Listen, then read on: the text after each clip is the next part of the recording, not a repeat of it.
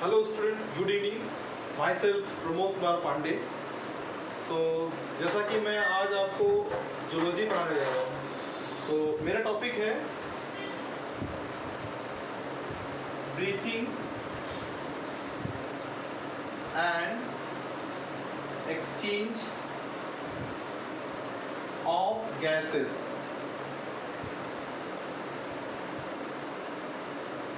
बात करते हैं breathing and exchange of gases के.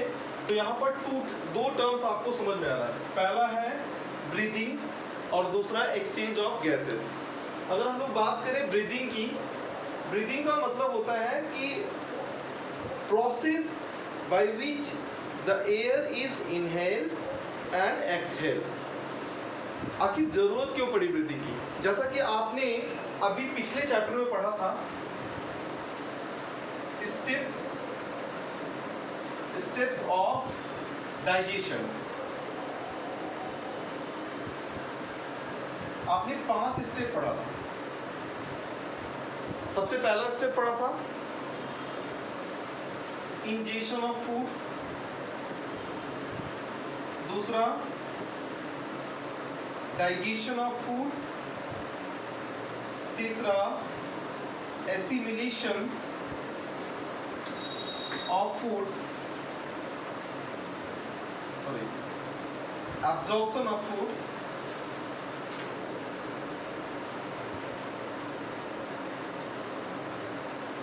चौथा है एसिमिलेशन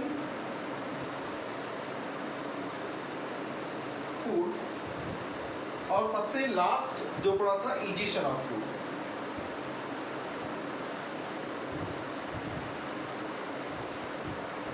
अच्छा, इसमें आपने ये देखा था कि इंजेशन में फूड को अंदर ले जाना, डाइजेशन में जो मॉलिक्यूल्स है फूड के एज सच हम लोग उसको प्रयोग में नहीं ला सकते.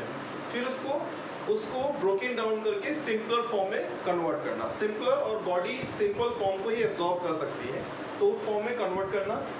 देन वो फूड हमारे ब्लड में एब्जॉर्ब कर लिया गया.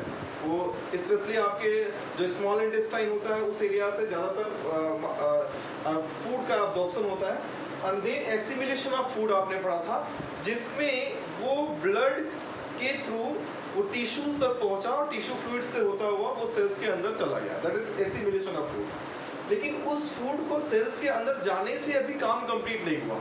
अब आगे का स्टेप हम इसमें पढ़ेंगे, वो इस फूड जो बॉडी के अंदर जो सेल्स के अंदर एंटर कर गया है, उस फूड से एनर्जी को बनाना और उस फूड का यूटिलाइजेशन करना. यूटिलाइजेशन फूड का कर सकते हैं, बट ये यूटिलाइजेशन अकेला नहीं हो सकता. इस यूटिलाइजेशन को अकेला नहीं किया जाता. इसके लिए जरूरत है ऑक्सीजन की, और वो आता है ब्रीदिंग में. सो अभी तक आपने स्टेप ऑफ डाइजेशन पढ़ा था. अब हम लोग बात करते हैं जो एसिमिलेट हो चुका है फूड, उसके आगे का प्रोसेस, जिसको रेस्पिरेशन में आप समझेंगे. लेकिन रेस्पिरेशन में ऑक्सीजन की रिक्वायरमेंट है, यानी कंटिन्यूली जो है वो ऑक्सीजन अंदर चाहिए, और कार्बन डाइऑक्साइड मेटाबॉलिक एक्टिविटीज़ के फलस्वरूप बनता है, उसको रिमूव करना है. तो इसीलिए ज़रूरत है किसकी? ब्रीदिंग की. ब्रीदिंग और रेस्पिरेशन.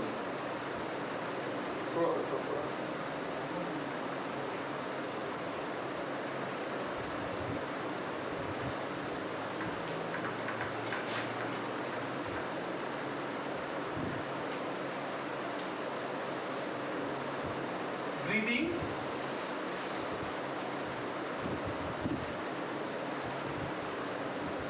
और रेस्पिरेशन, दो टर्म्स आते हैं. ब्रीदिंग का मतलब सिर्फ और सिर्फ गैसेस का एक्सचेंज होना, जबकि अगर देखा जाए रेस्पिरेशन कंप्लीट वर्ड है जिसमें ब्रीदिंग भी इंक्लूड है, और उसके अलावा जो ऑक्सीजन सेल के अंदर उसका यूटिलाइजेशन होना, मेटाबॉलिज्म होना, और आफ्टर द मेटाबॉलिज्म उससे जो एनर्जी लिबरेट होना, एनर्जी का वो सारा प्रोसेस रेस्पिरेशन के अंतर्गत आता है. हम लोग बात करते हैं पहले ब्रीदिंग. ब्रीदिंग के लिए ऑर्गेनिजम्स होते हैं वो O2 को इनटेक करते हैं और CO2 को बाहर निकालते हैं। इसके लिए ब्रीदिंग करते हैं। अच्छा, ब्रीदिंग करने के लिए उनको चाहिए क्या? ब्रीदिंग करने के लिए उन ऑर्गेनिजम्स के अंदर दो चीजों की रिक्वायरमेंट होती है।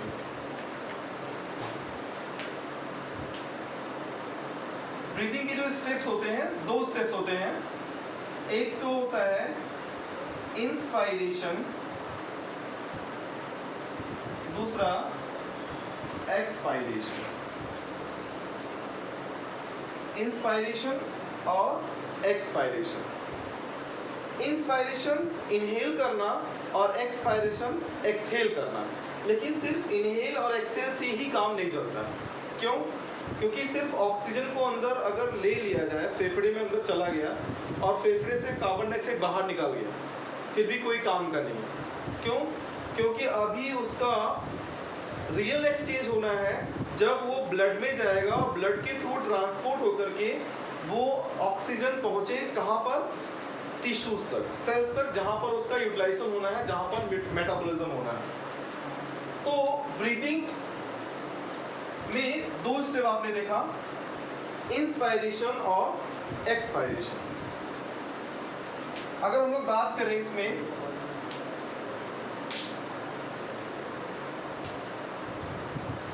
अब ऑर्गेनिज्म के ऊपर डिपेंड करता है कि कौन सा ऑर्गेनिज्म किस तरह का मतलब किस तरह से ऑक्सीजन को पाता है और कार्बन डाइऑक्साइड को रिलीज करता है। सो दो चीजें होती है, दो, एक तो होता है, फर्स्ट पॉइंट होता है वो जो ऑर्गेनिज्म है उसके लेवल ऑफ बॉडी ऑर्गेनाइजेशन।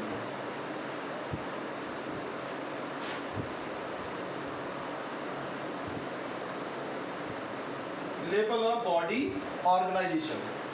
और सेकेंड है हैबिटाट। एक्चुअली अगर देखा जाए तो हैबिटाट जहां से ऑर्गेनिज्म, जहां पर वो रह रहा है, जैसे दो तरह के हैबिटाट हो सकते हैं।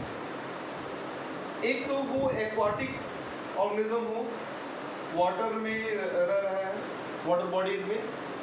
दूसरा वो टेरेस्ट्रियल हो, वो जो है वाटर बॉडीज के अलावा दूसरे प्लेसेस पे रह रहा है। जैसे मान लीजिए वो लैंड पोर्शन पे रह रहा है। जितने भी अदर ऑर्गेनिज्म है other than aquatic organism, they are the terrestrial organism. अच्छा, लेवल ऑफ बॉडी ऑर्गेनाइजेशन की बात करेंगे तो आप diversity of living organism chapter पढ़े हैं, उसमें आपने देखा है body, level of body organisation होता है, सेलुलर हो सकता है, tissue level of body organisation हो सकता है, ऑर्गन लेवल, और चौथा हो सकता है ऑर्गन सिस्टम लेवल।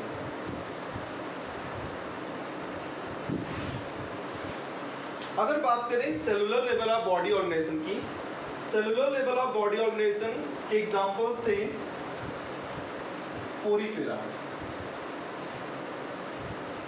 पोरीफेरा ऐसे ऑर्गेनिज्म है जिसमें cells, cellular level of body organisation होता है, यानी उनमें सेल्स तो होते हैं बट सेल्स कोऑर्डिनेटेड नहीं होते एक दूसरे से, they are not able to form tissues, वो टिश्यूज का फॉर्मेशन नहीं कर सकते। सो इनमें क्या होता है, और ये बेसिकली अगर इनका हैबिटाट देखा जाए तो ये एक्वाटिक होते हैं। अब एक्वाटिक में जो भी कुछ ऑक्सीजन है वो पानी में डिसॉल्व, सो उसको पानी से ही ऑक्सीजन लेना है, और सेलुलर होने के कारण उसके जो जनरल बॉडी सरफेस है, बॉडी सरफेस से ही ऑक्सीजन डिफ्यूज होता है। और डिफ्यूजन क्या होता है? Movement of particle from its high concentration to its low concentration. अब होता क्या है कि वाटर बॉडीज में प्लांट्स होते हैं, तो प्लांट्स जो है फोटोसिंथेसिस के फर्स्ट आफ्टर फोटोसिंथेसिस वो ऑक्सीजन रिलीज करते हैं जो वाटर बॉडीज में वाटर में डिसॉल्व स्टेट में रहता है, और साथ में सरफेस से भी डिसॉल्व हो रहा होता है। तो वहाँ से वो ऑक्सीजन पानी में रहता है, और पानी से ऑक्सीजन जो है उसके पोरीफेरस के जो पोरीफेरस जो ऑर्गेनिज्म है, जो उसके सेल्स वो इसको एब्जॉर्ब कर लेते हैं ऑक्सीजन को, और ऑक्सीजन को एब्जॉर्ब करके उनके सेल्स के अंदर वो चला जाता है। तो उस तरह से वो अपना एक्सचेंज ऑफ गैसेस कंप्लीट करते हैं। बात करते हैं टिश्यूज में। टिश्यूज में लेवल ऑफ बॉडी ऑर्गेनिज्म में कौन से आते हैं? सीलेंट्रेट्स और ctenophora. Coelenterates like hydra, ctenophora like Ctenoplana.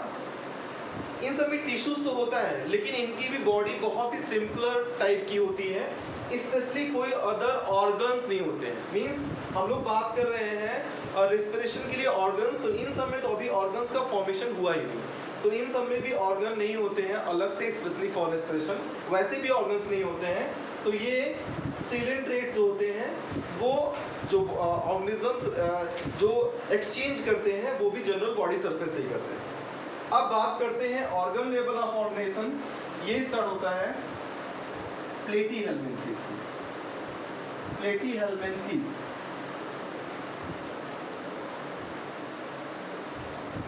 Platyhelminthes organ level of body organisation इनमें होता है, और ये जो organ level of body organisation है इनमें भी कोई स्पेशली ऑर्गन्स नहीं होते हैं रेस्पिरेशन के लिए, ये भी जनरल बॉडी सरफेस से करते हैं। इवन एसके हेल्मिन्थेस है वो ज़्यादातर पैरासाइट्स होते हैं, तो पैरासाइट्स होने की वजह से उनमें रेस्पिरेशन की विशेष आवश्यकता नहीं होती है, एनारोबिक होते हैं, तो बॉडी के अंदर ही उनको ऑक्सीजन डायरेक्टली वो जिस होस्ट में रहते हैं वहाँ से उनको मिल जाता है, तो अलग से उनके रेस्पिरेटरी ऑर्गन्स की रिक्वायरमेंट नहीं होती है। अगर कुछ में होती भी है तो जनरल बॉडी सरफेस से होती है। आगे प्लेटीहेल्मिन्थेस के बाद आते हैं एनेलिड्स।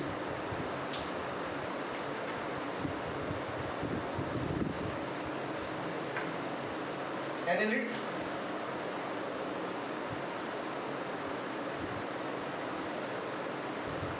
एनेलिड्स में ऑर्गेनिज्म में ऑर्गन सिस्टम लेवल ऑफ ये वाला बॉडी ऑर्गेनाइजेशन होता है, organ system level of organisation. इनमें जो रेस्पिरेशन होता है जस्ट लाइक अर्थवर्म, इनकी जो बाहर की स्किन होती है वो मॉइस्ट स्किन होती है और क्यूटिकल कहते हैं, क्यूटिकल की लेयर होती है आउटसाइड।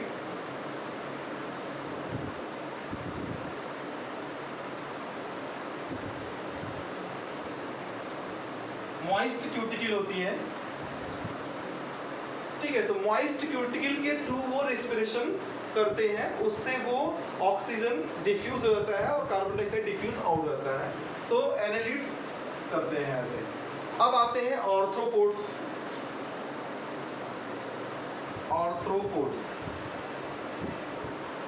आर्थ्रोपोड्स में आपने पढ़ा था ये सबसे बड़ा फाइलम। क्यों कहते हैं सबसे बड़ा फाइलम? क्योंकि इसमें सबसे ज़्यादा स्पीसीज रहती है।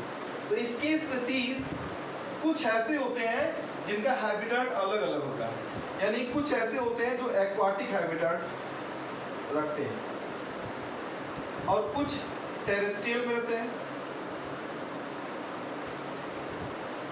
जो एक्वाटिक में रहते हैं वो रेस्पिरेशन गिल्स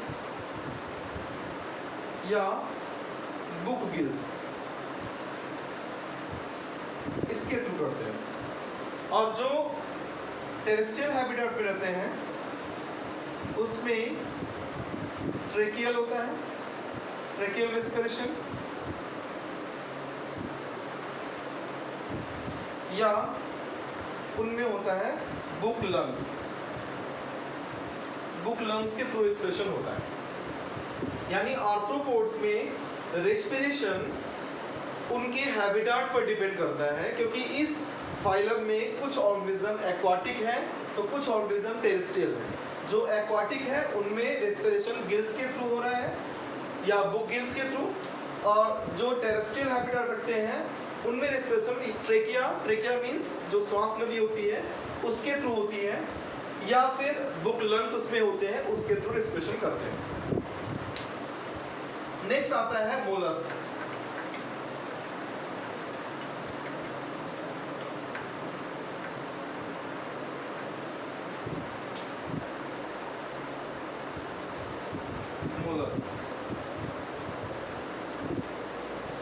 इसकी बात करते हैं। इसमें ऑर्गेनिजम्स बेसिकली ये वाटर बॉडीज में रहते हैं ऑर्गेनिज्म, और इनमें जो रेस्पिरेशन होता है वो गिल्स के थ्रू होता है, जस्ट लाइक पाइला। एग्जाम्पल पाइला स्नेल्स, जिसको स्नेल्स भी कहते हैं पाइला को, सीपिया, इन सब में रेस्पिरेशन, उनमें गिल्स होता है, गिल्स के थ्रू रेस्पिरेशन ये करते हैं। नेक्स्ट है एकाइनोडर्मेटा। एकाइनोडर्मेटा में रेस्पिरेशन जो होता है वो उनके जनरल बॉडी सरफेस से होता है। इसमें कैनाल सिस्टम होता है, तो वाटर उनके कैनाल सिस्टम के थ्रू एंटर करता है और उनकी बॉडी सरफेस से रेस्पिरेशन जो एग्जीक्यूट कर देती है। तो एकाइनोडर्मेट्स में रेस्पिरेशन जनरल बॉडी सरफेस होता है। नेक्स्ट आता है हेमिकॉर्डेट्स।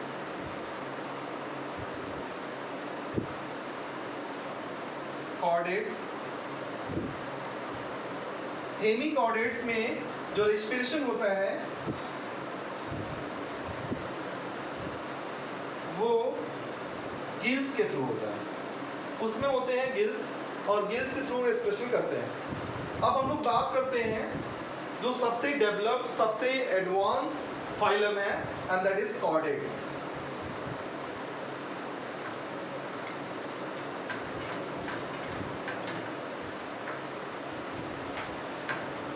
कॉर्डेट्स की बात करें, कॉर्डेट्स में आपने पढ़ा है डिफरेंट क्लासेस हैं।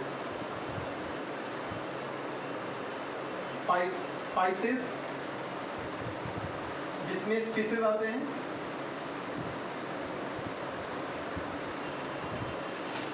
Then amphibia, then reptilia, aves, birds इसमें आती हैं, और नेक्स्ट लास्ट इज मैमेलिया, जिसमें गाय, भैंस, भेड़, बकरी और ह्यूमंस आते हैं। सबसे पहले बात करते हैं पाइसेस। तो पाइसेस यानी फिशेस। फिशेस, पाइसेस में एक्चुअली आपने पढ़ा था कि पाइसेस सुपर क्लास है। इसमें दो क्लासेस आती हैं, एक ऑस्ट्रिक्थीज और दूसरा कॉन्ड्रिक्थीज। ऑस्ट्रिक्थीज में जो फिशेस आती हैं वो कार्टिलेजिनियस फिशेस आती है, सॉरी, कॉन्ड्रिक्थीज में फिशेस कार्टिलेजिनियस आती हैं, ऑस्ट्रिक्थीज में फिशेस बोनी फिशेस आती हैं। तो ये इन सब में गिल्स होता है और गिल्स के थ्रू वो वाटर मतलब वाटर अपने मुंह से अंदर लेती हैं और गिल्स के थ्रू बाहर निकालती हैं। तो during this exchange of water, oxygen, dissolve oxygen जो वाटर में होता है वो ले लिया जाता है और कार्बन डाइऑक्साइड वाटर में रिलीज कर दिया जाता है। तो इस तरह से वो रेस्पिरेशन करते हैं।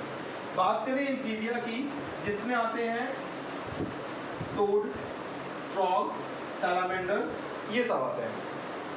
इन सब की बात करें तो इनमें जो रेस्पिरेशन होता है वो डायरेक्टली अब 3 स्टेप पे होता है। जब ये इनके लार्वा होते हैं तो लार्वा पानी में रहता है, टेडपोल लार्वा नाम बहुत पॉपुलर है। तो टेडपोल लार्वा, जैसे फ्रॉग का टेडपोल लार्वा, वो पानी में रहता है और पानी में रहने की वजह से उसमें गिल्स होते हैं और गिल्स के थ्रू वो रेस्पिरेशन एग्जीक्यूट करते हैं।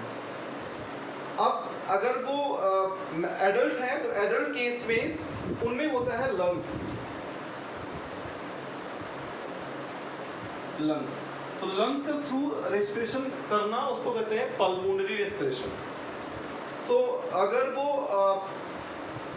ट्रैकेरी रेस्पिरेशन कहेंगे अगर गिल्स के थ्रू होता है, अदरवाइज अगर लंग्स के थ्रू हो रहा है तो उसको पल्मोनरी रेस्पिरेशन कहते हैं। तो इनमें पल्मोनरी रेस्पिरेशन होता है, बट अगर ये कीचड़ में धसे हुए हैं, लाइक सब एस्टिवेशन या समर स्लीप के लिए चले गए हैं, विंटर स्लीप के लिए चले गए हैं, हाइबरनेशन या एस्टिवेशन में चले गए हैं, उस समय उनमें जो उनकी स्किन होती है, उनकी क्यूटीन होती है, वो भी मॉइस्ट होती है और उसके थ्रू भी वो ऑक्सीजन और कार्बन डाइऑक्साइड का डिफ्यूजन कर लेते हैं, एक्सचेंज ऑफ ऑक्सीजन और कार्बन डाइऑक्साइड कर लेते हैं। तो ये स्पेशल केस है एम्फीबिया के लिए।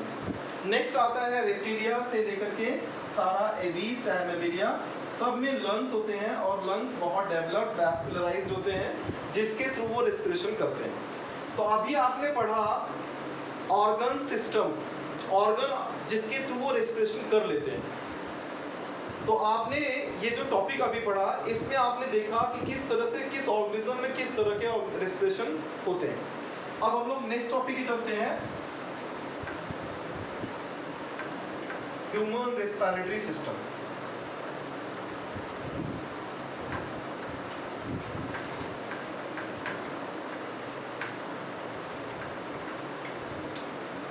Human respiratory system. डेफिनेटली कोई भी सिस्टम होता है तो उसमें कई सारे ऑर्गन्स होते हैं। ह्यूमन रिस्पिरेटरी सिस्टम में जो मेन ऑर्गन है वो लंग्स है, और लंग्स से बहुत सारे एसोसिएटेड ऑर्गन्स होते हैं जो कंडक्शन ऑफ एयर, जो एयर को कंडक्ट कराने के लिए रिस्पॉन्सिबल होते हैं। तो उसके बारे में हम लोग बात करते हैं। सो ह्यूमन रेस्पिरेटरी सिस्टम सबसे पहले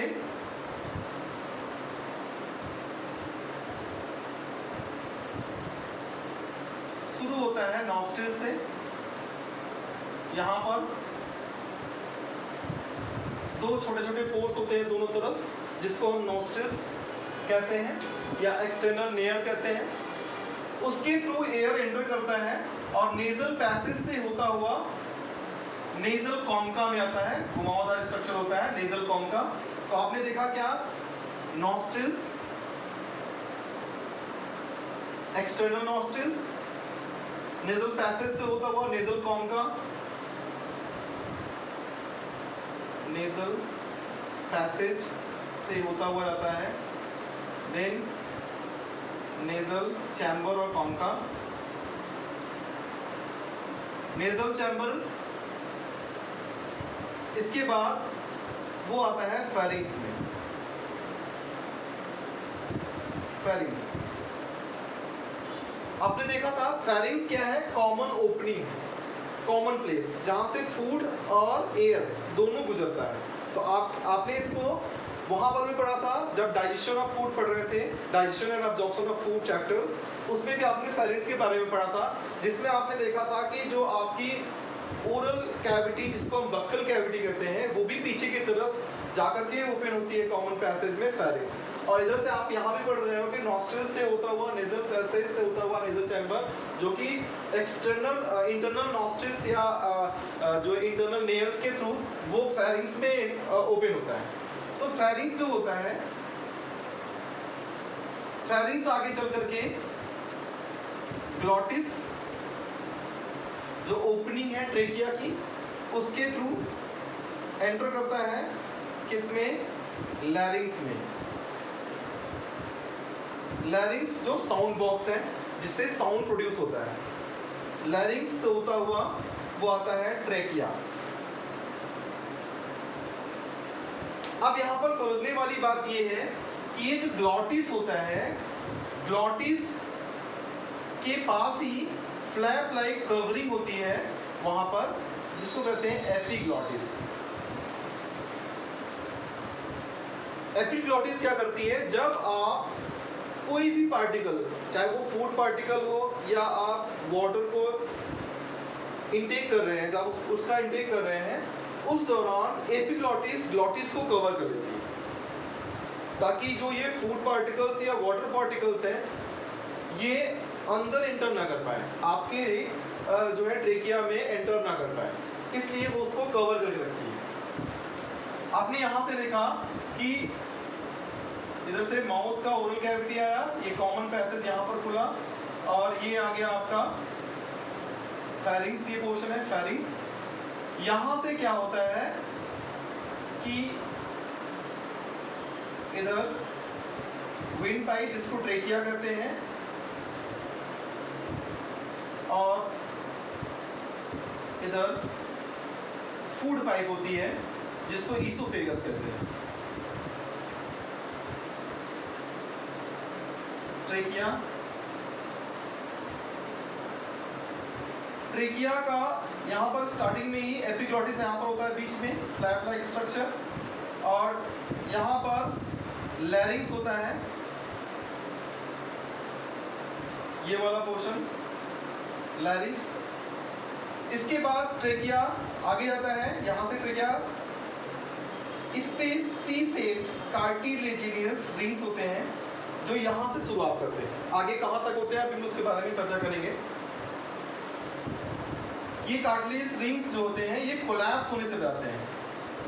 अगर कोई ट्यूब है रबर की, सपोज करिए एग्जांपल लीजिए, रबर की ट्यूब है और उससे होकर के एयर सक किया जा रहा है, तो जाहिर सी बात है कि एयर प्रेशर अंदर, वहाँ से होकर एयर अंदर आ रहा है तो एयर प्रेशर वहाँ पर रिड्यूस होगा।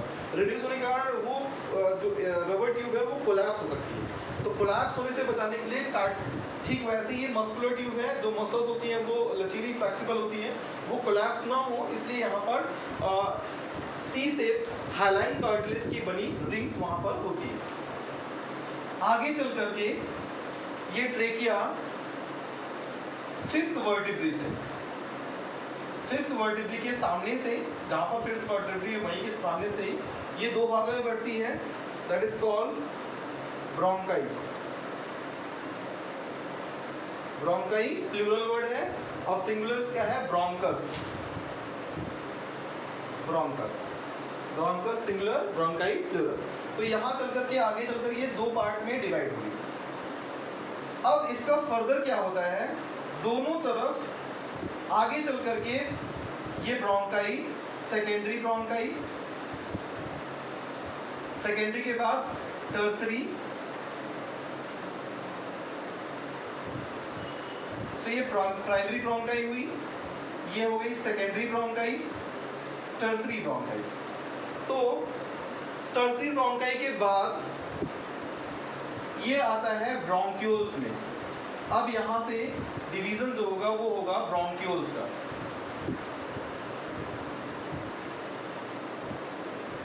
ब्रोंक्यूल्स, ब्रोंक्यूल्स आगे जाकर के डिवाइड होंगे और इसके टर्मिनल ब्रोंक्यूल्स में जाएंगे। सो पहले इनिशियल ब्रोंक्यूल्स और then terminal bronchioles. Terminal bronchioles conducting alveolar duct, alveolar duct में, और फाइनली एल्विलाई में जाकर के एंड होगी।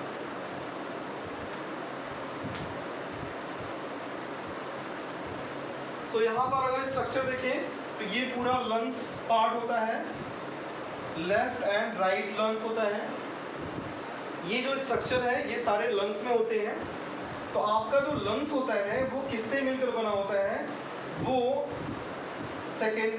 Primary, secondary, tertiary, then initial bronchioles, then terminal bronchioles, alveolar duct और लास्ट में एल्विलाई, ये सबसे मिलकर लंग्स बना हुआ होता है। तो अगर देखा जाए यहाँ पर आगे के इसको फ्लो चार्ट को कंप्लीट करते हैं। ब्रोंकाई, अब प्राइमरी, सेकेंडरी, टर्सरी इसको यहाँ पर एक्सप्लेन कर दिया, इसको लिखने की जरूरत नहीं है स्पेस कम होने की वजह से। Bronchi and then bronchioles. Bronchioles आगे जा करके डिवाइड होगा एल्वियोलर डक्ट से होता हुआ, एल्वियोलर डक्ट से होता हुआ फाइनली ये पहुंचेगा एल्वियोलाई में।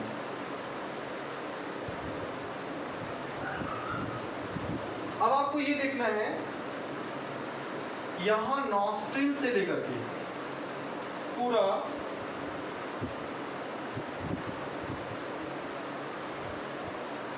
इनिशियल ब्रोंक्यूल्स तक। ब्रोंक्यूल्स का मैंने तो दो पार्ट बताया था, एक है initial bronchioles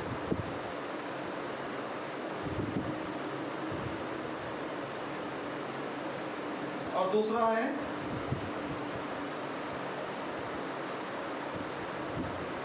respiratory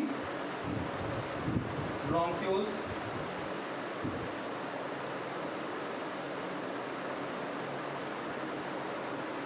initial bronchioles जो है वहां तक नॉस्ट्रिल से लेकर के इनिशियल ब्रोंक्यूल्स तक ये पार्ट केवल कंडक्ट करने का काम करता है, एयर को केवल ले जा करके पहुंचाना और वहां से ले आना। तो ये जो कार्टिलेजिनस रिंग्स मैंने बताया था, ये यहाँ से लेकर के ट्रैकिया से लेकर के, तो आपने यहाँ पर देखा ये ट्रैकिया, यहाँ से कार्टिलेजिनस रिंग्स स्टार्ट होती हैं और ये रिंग कंटिन्यू करके जाती हैं ब्रोंक्यूल्स तक, इनिशियल ब्रोंक्यूल्स तक, यहाँ तक कार्टिलेजिनस रिंग्स होती हैं।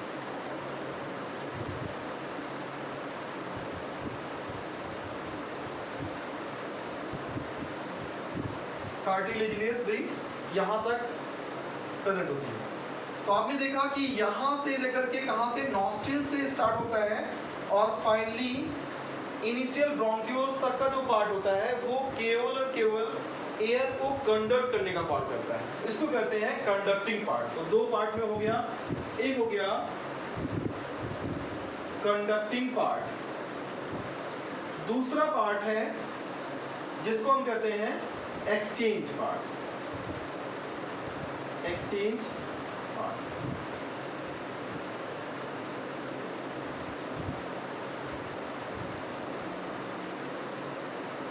कंडक्टिंग पार्ट में केवल कंडक्शन होता है और एक्सचेंज पार्ट कौन होता है, जो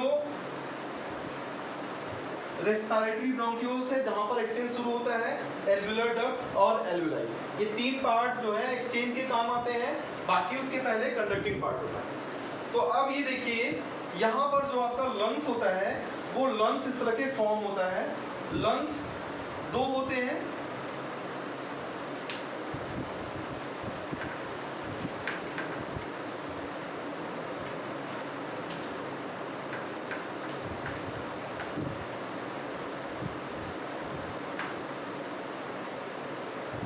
लेफ्ट लंग्स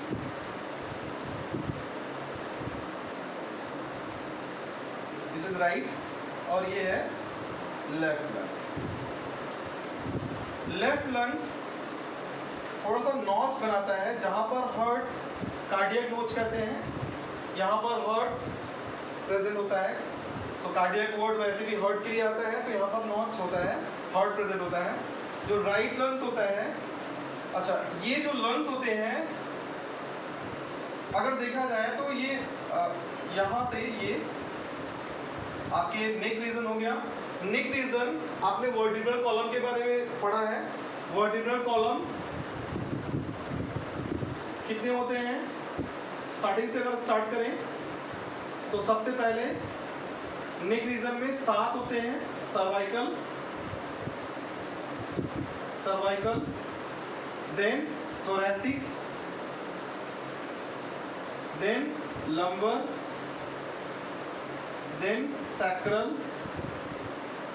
और फिर coccyx।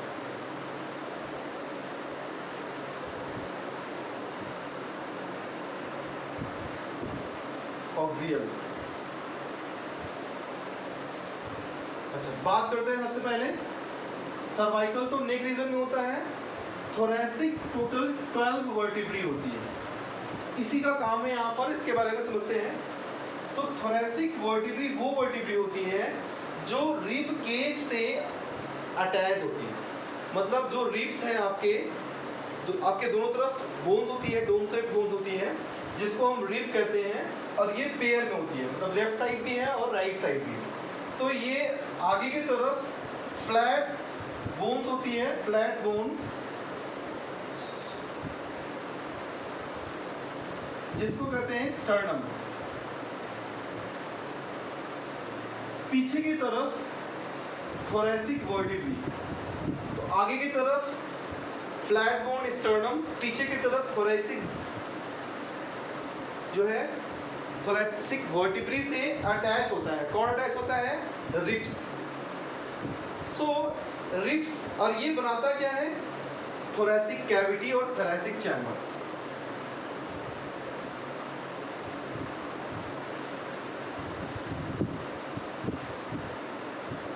Thoracic chamber, thoracic chamber के अंदर लंग्स होता है, और लंग्स जो होते हैं उसके 2 लेयर होती है, 2 मेम्ब्रेन होती है outside lungs, outer membrane, pleural membrane, और inner pleural membrane. Outer pleural membrane जो कि थोरैसिक कैविटी से, थोरैसिक जो चैम्बर है उससे अटैच होती है इनर साइड से, और इनर जो मेम्ब्रेन होती है जिसको कहते हैं visceral pleura, outer parietal pleura, inner visceral pleura. Parietal pleura pleura membrane का नाम है। सो आउटर को पैराइटल प्लूरा, इनर जो मेम्ब्रेन है उसको कहते हैं visceral pleura.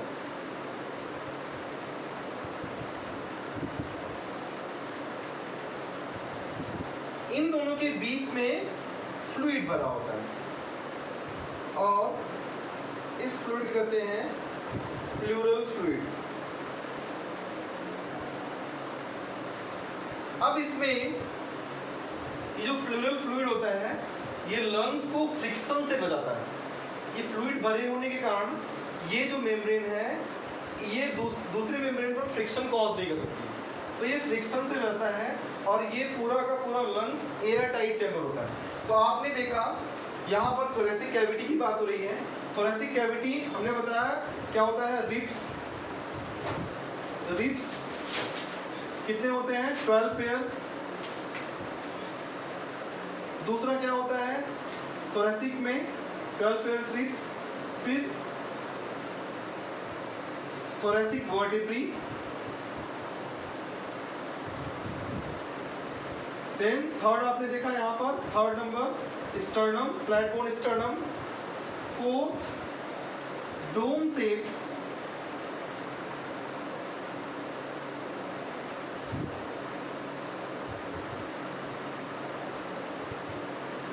Diaphragm.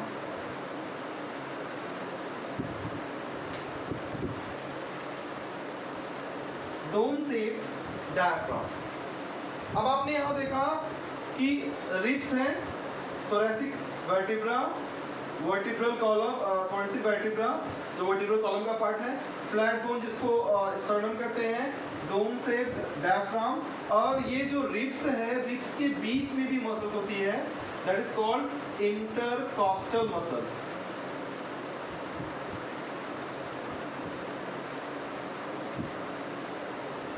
Intercostal muscles. तो आप यहाँ पर देखिए ये सब मिल करके रिब केज बनाता है। रिब केज, और जिसको कहते हैं thoracic cavity. Thoracic cavity air tight होता है जिससे लंग्स अटैच होता है। अगर थोरेसिक कैविटी के वॉल्यूम में इंक्रीज या डिक्रीज होती है तो पल्मोनरी वॉल्यूम में भी इंक्रीज और डिक्रीज होता है। क्यों? क्योंकि अगर सोचिए बाहर अगर कोई एक बलून रख ले लिया जाए और बलून के अंदर छोटा बलून डाल दिया जाए, बलून अगर बलून बाहर वाला अगर हम उसको फुलाएंगे तो अंदर वाले बलून में भी एयर जाएगा। अगर हम इसको इंक्रीज करेंगे तो उसका भी वॉल्यूम कुछ ना कुछ इंक्रीज होगा। जब बाहर वाला कैविटी, क्यों? क्योंकि जब बाहर आप प्रेशर, जो बाहर वाले जो बैलून है, गुब्बारा है, उसमें आपने प्रेशर दिया, उसमें इंक्रीज किया, तो प्रेशर जब इंक्रीज हुआ तो अंदर के बलून में भी एयर जाएगा बैलून में और वहाँ भी प्रेशर बढ़ेगा। सिमिलरली ये जो रिब्स की पूरी बनी हुई ये जो थोरेसिक कैविटी है, इस थोरेसिक कैविटी में जब इंक्रीज होता है, ये बढ़ता है, तो अंदर जो पल्मोनरी वॉल्यूम है वो भी बढ़ता है। क्यों? क्योंकि एयर टाइट कैविटी होती है।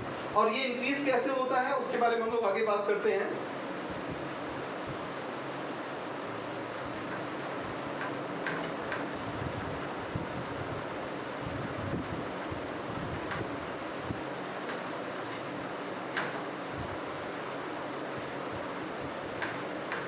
Mechanism of breathing.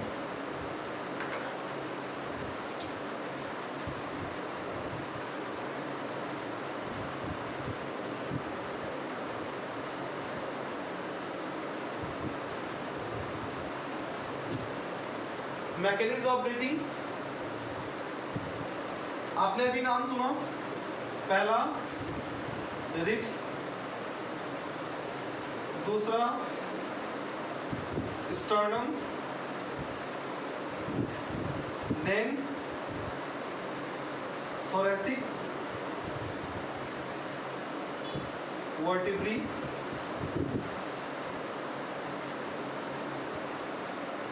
ये थोरेसिक वर्टिब्री, ये तीनों मिलकर के बोनी केज बनाती है नीचे की तरफ से। तो अगर देखा जाए तो इस तरह का स्ट्रक्चर फॉर्म होता है।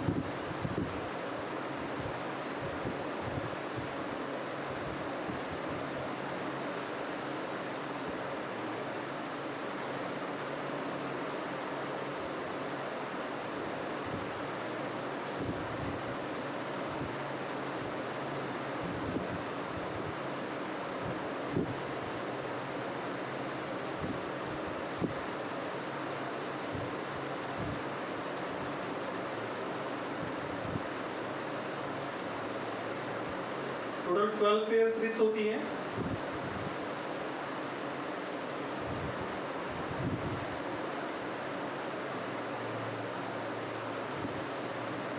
अब होता क्या है कि पीछे की तरफ तो वर्टिब्रल कॉलम से सपोर्ट है, आगे की तरफ ये कॉलर बोन यहाँ पर है लास्ट में ऊपर की तरफ, नीचे की तरफ डोम से मस्कुलर डायफ्राम होता है। ये डायफ्राम जब इसमें कॉन्ट्रैक्शन होता है तो ये फ्लैटेन हो जाता है, फ्लैटेन, और नेचुरली ये डोम शेप्ड होता है, यानी ये इस तरह से कॉन्ट्रैक्ट एंड एक्सपेंशन, मतलब कॉन्ट्रैक्ट एंड रिलैक्स हो सकती है। तो जब रिलैक्स होगी तो डोम शेप होगी, जब कॉन्ट्रैक्ट होगी तो फ्लैट हो जाएगी, कुछ फ्लैट हो जाएगी। अब जब होता क्या है, अंदर इसके अंदर लंग्स हैं,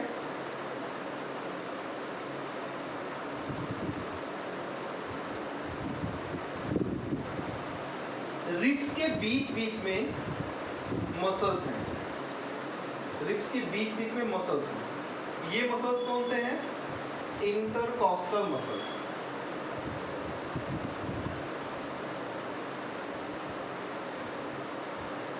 और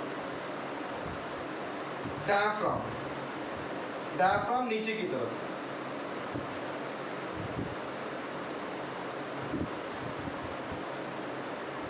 ये जो इंटरकास्टल मसल्स हैं, जब ये कॉन्ट्रैक्ट होती है तो एक्सपेंशन होता है, जो कैविटी है वो एक्सपेंड होती है। तो सबसे पहले जब डायफ्राम कॉन्ट्रैक्ट होता है, डायफ्राम का कॉन्ट्रैक्शन होता है, तो इसकी ये डायफ्राम यहाँ पर आता है, जिसकी वजह से ये एंटीरियर एंड है और ये पोस्टीरियर है। तो एंटीरियो पोस्टीरियर जो है लंग्स की एंटीरियो पोस्टीरियर वॉल्यूम बढ़ता है, थोरैसिक कैविटी एंटीरियो पोस्टीरियर बढ़ता है। साथ में इंटरकॉस्टल मसल्स भी एक्सपैंड हो रही हैं, तो जो है डोर्सोवेंट्रल, जैसे अभी देखिए ये ऊपर की तरफ है और ये नीचे की तरफ, तो एंटीरियर पार्ट और पोस्टीरियर पार्ट। तो एंटीरियर पार्ट जब डायफ्राम वो डोम शेप्ड है और वो फ्लैट होता है, तो अंदर का जो है एरिया, अंदर का वॉल्यूम जो है बढ़ता है। जब वॉल्यूम बढ़ता है तो प्रेशर क्या होता है? रिड्यूस होता है, क्योंकि आपने पढ़ा है P is inversely proportional to V। Volume बढ़ेगा, प्रेशर घटेगा, वॉल्यूम घटेगा, प्रेशर बढ़ेगा।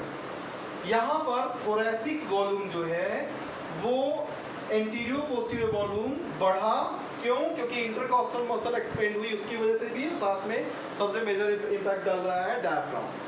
तो ये जो इंटरकॉस्टल मसल्स है, इसकी वजह से जो डॉर्सोवेंट्रल जो है वो बढ़ रहा है, डॉर्सोवेंट्रल भी बढ़ रहा है और एंटीरियर पोस्टीरियर दोनों तरफ से बढ़ रहा है। ज़्यादा इम्पैक्ट जो है इंटरकॉस्टल मसल्स का डॉर्सोवेंट्रल। आप जब सांस खींचते हो तो आपके जो है जो थोरैक्स पोर्शन है, आपका जो चेस्ट रीजन है वो फूलता है। क्यों फूलता है? क्योंकि यहाँ पर इंटरकॉस्टल मसल्स जो होती है वो कॉन्ट्रैक्ट होती हैं, खिंचती हैं, खिंचाव की वजह से जो है वो वहाँ का जो है वॉल्यूम बढ़ता है और वो फूलता है। तो अब इसके अंदर लंग्स है और ये पूरा यहाँ पर जो है लिक्विड भरा हुआ है, तो जाहिर सी बात है कि जब इसका वॉल्यूम बढ़ेगा तो लंग्स का भी वॉल्यूम बढ़ना चाहेगा, यानी थोरैसिक वॉल्यूम जैसे ही बढ़ेगा, लंग्स भी ट्रेकिया के थ्रू जो जुड़ा हुआ है नॉस्ट्रिल्स के थ्रू, वहाँ से उसका वॉल्यूम बढ़ने की कोशिश करेगा। अंदर जो लंग्स के एयर ऑलरेडी पहले से ही है, क्योंकि लंग्स का पूरा एयर नहीं निकलता है, वहाँ पर उसमें कुछ ना कुछ एयर रहता है, अभी हम लोग पढ़ेंगे उसके बारे में, रेसिडुअल वॉल्यूम उसको कहते हैं। तो वो वॉल्यूम वहाँ पर बचा रहता है। तो वो वॉल्यूम वहाँ पर एयर है। अब बाहर से उस प्रेशर यहाँ पर डिक्रीज हो रहा है क्योंकि वॉल्यूम बढ़ रहा है, प्रेशर डिक्रीज हो रहा है। किसका? पल्मोनरी वॉल्यूम बढ़ रहा है। थोरेसिक वॉल्यूम बढ़ने से पल्मोनरी वॉल्यूम यानी लंग्स का वॉल्यूम भी बढ़ रहा है। लंग्स का वॉल्यूम बढ़ने से प्रेशर डिक्रीज हुआ, और प्रेशर डिक्रीज होने की वजह से बाहर एटमॉस्फेयर में उतना ही प्रेशर है, अंदर का प्रेशर एटमॉस्फेरिक प्रेशर से कम हो गया, जिसकी वजह से एयर जो है वो ड्रॉन कर लिया गया लंग्स में। कहाँ से? नॉस्ट्रिल से होता हुआ। एक बार फिर से करिएगा दोबारा। नॉस्ट्रिल से नेजल चैम्बर, नेजल पैसेज से होता है नेजल चैम्बर, फेरिंग्स, फेरिंग्स से लैरिंग्स से होता हुआ ट्रेकिया, ट्रेकिया के बाद ब्रोंकाई, ब्रोंकाई के बाद bronchioles, primary secondary tertiary bronchi, then bronchioles, initial bronchioles, और देन जो है रेस्पिरेटरी ब्रोंकियोल्स, और देन ब्रोंकियोल से एल्वुलर डक्ट से होता है एल्वुलाई। तो इस तरह से ये जो यहाँ पर डिवीजन है उस हिसाब से एयर भी अंदर की तरफ चली आई, और इसके वॉल्यूम बढ़ने से फिर क्या हुआ? दोबारा जो है डोम शेप जो था वो अपने रिलैक्स पोजीशन में हो गया, अपने वापस पोजीशन पहुंच गया, और ये मसल्स का जो एक्सटेंशन हुआ था, जो ये मतलब खिंचाव हुआ था, वो फिर से रिलैक्स पोजीशन पे आ गई। तो वो वॉल्यूम, थोरेसिक वॉल्यूम वो फिर से डिक्रीज हुआ। थोरेसिक वॉल्यूम डिक्रीज हुआ तो एयर लंग्स में उतना ही है, वॉल्यूम डिक्रीज होगा तो प्रेशर बढ़ जाएगा, प्रेशर बढ़ेगा और इतना ज़्यादा प्रेशर हो जाएगा कि एटमॉस्फेरिक प्रेशर से भी ज़्यादा प्रेशर हो जाएगा। और जब एटमॉस्फेरिक प्रेशर से ज़्यादा प्रेशर हो जाएगा तो एयर जो है वो बाहर रिलीज कर दिया जाएगा। सो दिस इज इंस्पायरेशन और एक्सपायरेशन। तो इंस्पायरेशन में आपने देखा कि जो डायफ्राम था वो फ्लैटेन हुआ, डायफ्राम में कॉन्ट्रैक्शन हुआ और उसकी वजह से वो फ्लैटेन हुआ, और इंटरकॉस्टल मसल भी कॉन्ट्रैक्ट होकर के एक्सपेंशन की, मतलब वो उसके वॉल्यूम को, एक थोरेसिक वॉल्यूम को एक्सपेंड किया, जिसकी वजह से एयर अंदर की तरफ ड्रॉन कर दिया गया। तो ये है इंस्पायरेशन। दो स्टेप होता है, आपने पहला देखा इंस्पायरेशन, इंस्पायरेशन, इंस्पायरेशन को इनहेलेशन भी कहते हैं। दूसरा है एक्सपायरेशन, एक्सपायरेशन इसको कहते हैं एक्सहेलेशन, इसका दूसरा नाम है exhalation.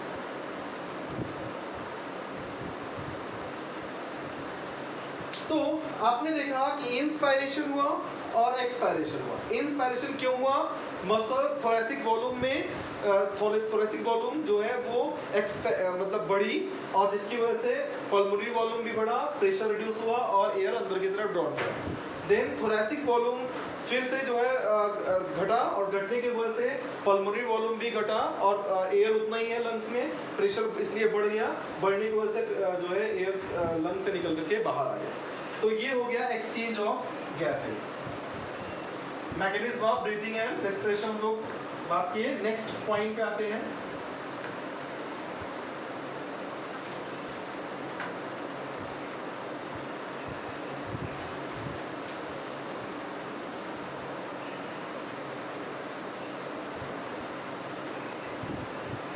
pulmonary volumes and capacities।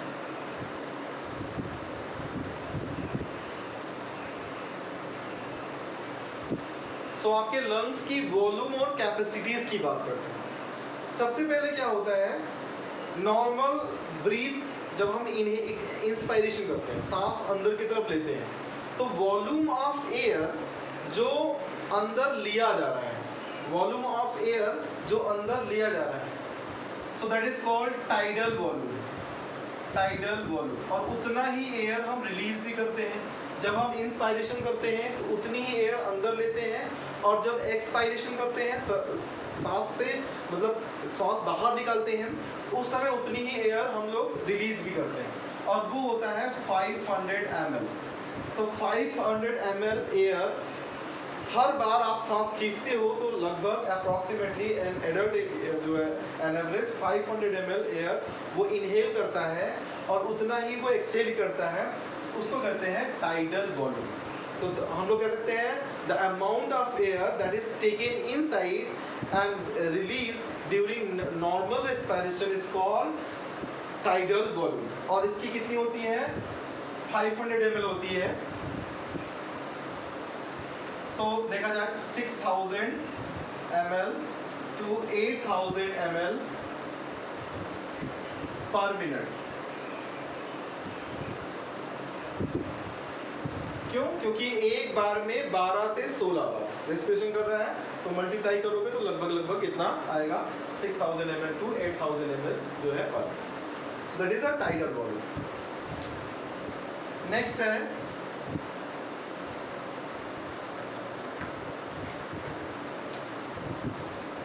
Inspiratory reserve volume. Inspiratory reserve volume इसको कहते हैं IRV शॉर्ट फॉर्म। क्या होता है? जब आप नॉर्मल सांस खींच लेते हो उसके बाद भी आप चाहो तो एक्स्ट्रा एयर आप अपने लंग्स में ले जा सकते हो, ठीक है। नॉर्मल सांस खींचने के बाद भी एक्स्ट्रा एयर आप लंग्स में इनहेल कर सकते हो। So the amount of additional air which can be inhaled after normal respiration, after normal inspiration, so that is called inspiratory reserve volume। और ये होता है 2500 ml to 3000 ml, मीन्स 2500 से 3000 ml एयर जो है वो इंस्पायरेशन, नॉर्मल इंस्पायरेशन करने के बाद भी एक हेल्दी ह्यूमन इनहेल कर सकता है। सो उसको कहते हैं इंस्पायरेटरी रिजर्व वॉल्यूम। क्यों रिजर्व कर रहे हैं? क्योंकि आपने सांस खींचा उसके बाद भी वो वॉल्यूम रिजर्व है, अभी भी खींच सकते हो। सो that is inspiratory reserve volume. Next आता है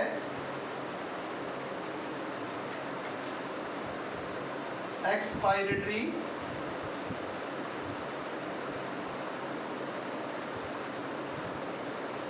reserve volume ERV।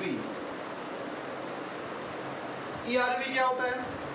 The amount of air which can be additional amount of air which can inhale after normal expiration। यानी आप जो नॉर्मली एक बार सांस खींचते हो, सांस खींचने के बाद और एडिशनल एयर अपने लंग्स से जो निकाल सकते हो उसको कहते हैं एक्सपायरेटरी रिजर्व वॉल्यूम। और ये होता है 1000 ml to 1100। ये जो वॉल्यूम है वो आप सांस छोड़ने के बाद भी छोड़ सकते हो। अब आप ट्राई करिए, आप सांस नॉर्मल खींचिए, खींचने के बाद एक्स्ट्रा खींचिए, आप देखिए ज़्यादा खींच पा रहे हैं, आप ज़्यादा एयर आप अंदर ड्रॉन कर पा रहे हैं।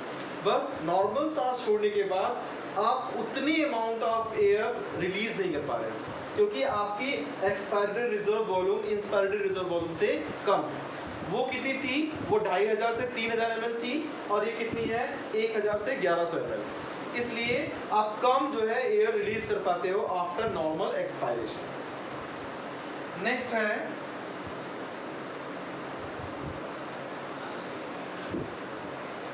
Residual volume.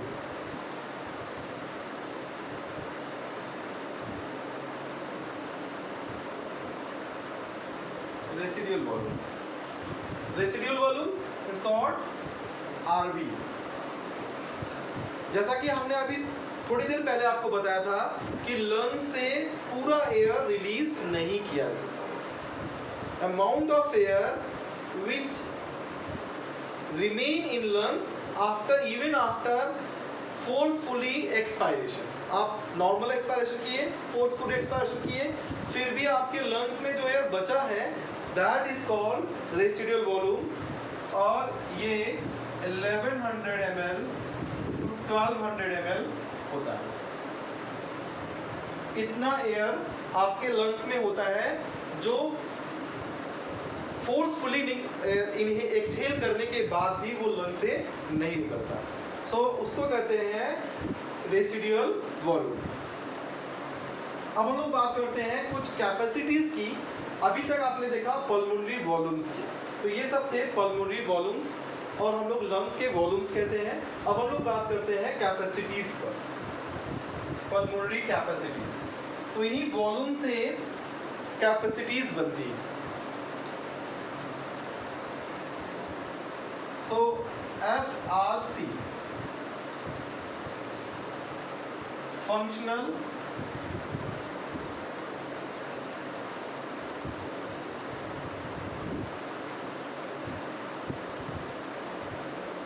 Residual volume.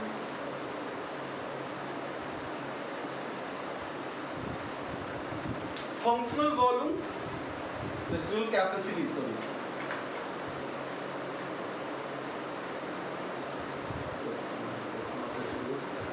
functional respiratory capacities, FRC। क्या होता है? आपने सांस खींचा, इसके बाद छोड़ा, तो जो अमाउंट ऑफ एयर आपके लंग्स में फंक्शनली हमेशा रहती है, कौन रहती है? पहले तो RV होती है, रेसिडुअल वॉल्यूम। कितना होता है? लगभग 1100 ml से 1200 ml। ये एयर लंग से बाहर नहीं जाती, एक तो ये रहती है। इसके बाद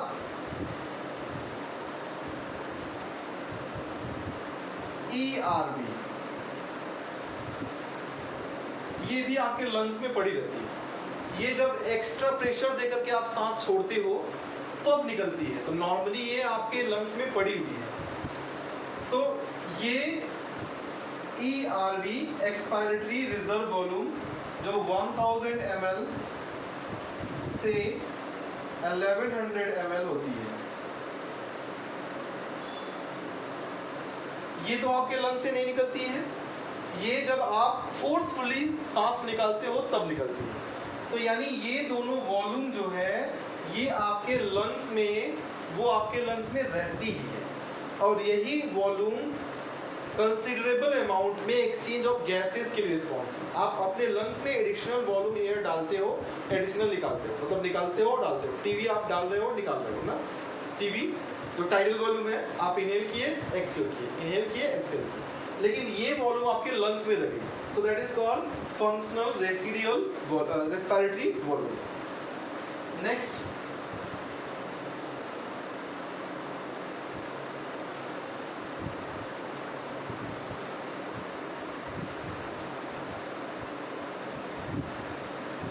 vital capacities, short VC। Vital capacities क्या है? वाइटल कैपेसिटीज में आप देखिए, टीवी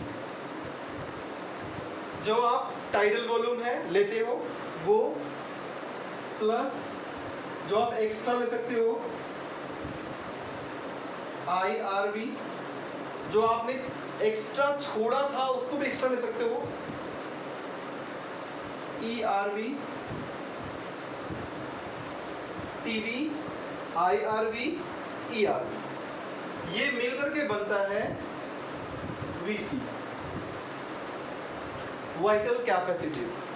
यानी आपकी टोटल क्षमता जो सांस लेने की है वो कितनी है। देखिए, आपने नॉर्मल सांस छोड़ा, छोड़ने के बाद और छोड़ा, यानी आपने नॉर्मल छोड़ा मतलब टीवी छोड़ दिया, टाइडल वॉल्यूम छोड़ दिया 500 ml, उसको छोड़ा, प्लस आपने एक्स्ट्रा छोड़ा। कौन छोड़ा? ERV छोड़ दिया ना। कितना था ERV? 1000 से 1100 ml ना, उसको एक्स्ट्रा आपने छोड़ दिया। तो टीवी छोड़ा 1000 से 1100 ml, वो भी आपने छोड़ दिया, प्लस आपने जब खींचना शुरू किया तो टीवी जो छोड़ा था उसको आपने नहीं लिया, जो एक्स्ट्रा आपने छोड़ा था वो आप खींच लिए, और जो आप एक्स्ट्रा ले सकते हो IRV कितना है? 2500 ml to 3000 ml, 2500 ml to 3000 ml, ये आप एक्स्ट्रा ले सकते हो। ये 500 ml, इसको आप एक्सहेल करते हो, उसके बाद इनहेल करते हो। ये है आपका 1000 ml से 1100 ml। इसको भी आप लिखो। तो ये सब मिल करके आपकी वाइटल कैपेसिटी, कितना मैक्सिमम अमाउंट ऑफ एयर आप ले सकते हो मैक्सिमम छोड़ने के बाद, ठीक है। तो that is called vital capacity. अब एक आता है total lung capacity, total lungs capacities, इसको शॉर्ट फॉर्म में TLC कहते हैं, टोटल लंग कैपेसिटी। अब टोटल लंग की आपकी पूरे लंग्स की क्षमता कितनी है सांस खींचने छोड़ने के अलावा। तो एक तो आपकी टोटल वॉल्यूम ये आप ले सकते हो, इससे ज़्यादा वॉल्यूम आप ले नहीं सकते हो। इसके अलावा आपके लंग्स में कुछ वॉल्यूम पड़ी रहती है जो निकलती नहीं है ना, वो क्या है, रेसिडुअल वॉल्यूम, रेसिडुअल वॉल्यूम। तो रेसिडुअल वॉल्यूम प्लस वो जो है वाइटल कैपेसिटी VC, ये दोनों को मिला दो तो वो हो जाएगा टोटल लंग कैपेसिटी। तो अगर इसको आप एक्सपेंड करना चाहोगे तो ये लिखना पड़ेगा, क्या लिख सकते हो आप, residual volume plus TV plus IRV plus ERV, ये सारे वॉल्यूम्स को आप मिला दोगे तो ये हो जाएगा वाइटल कैपेसिटी।